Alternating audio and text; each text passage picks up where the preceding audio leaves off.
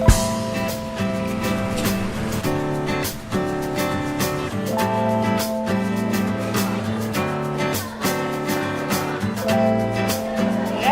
betekent ook nieuwe dingen proeven, maar vandaag zijn we bij Toko Un en gaan we het helemaal anders doen.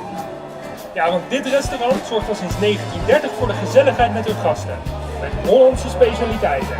Want na weken nasi goreng heb ik toch echt wel trek in zo'n lekkere Hollandse uitsmijter. En wat dacht jij van vleeskroketjes met een beetje mosterd? Laten we gaan kijken of ze net zo lekker zijn als in Nederland. Plan!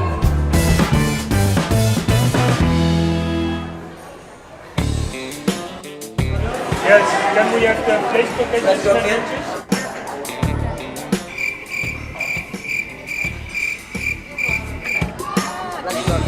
Oké, smakelijk.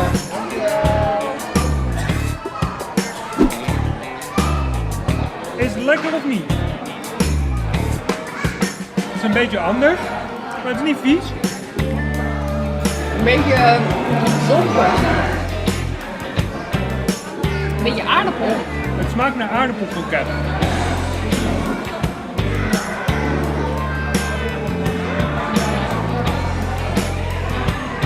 Nee.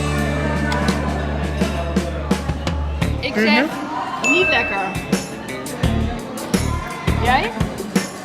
Sorry, je mag niet praten met mijn mond vol. Maar voor een Indonesisch vleeskroket is het niet vies. Het kan natuurlijk niet tippen aan de Van Dongen. Dus niet lekker. Maar ik eet ze wel op. I would like to have a uitsmijter. Kaas. Wat blijkt? Geen bier, geen uitsmijters.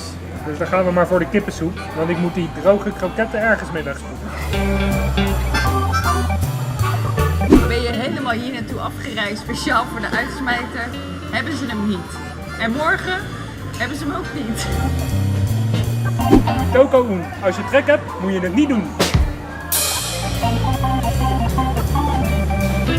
Daar is de kippensoep. Kippensoep, thank you. De vraag is of het nou echt smaakt naar oma's kippensoep. Ik ben heel benieuwd. Ik ook.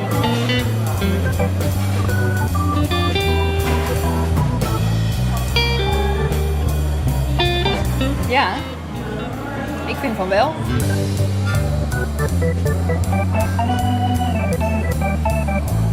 Er is wel wat van weg. Het is een beetje smaakloze bouillon. Met een pittig nasmaking. Ja, vind je het smaakloos? Ik vind het lekker.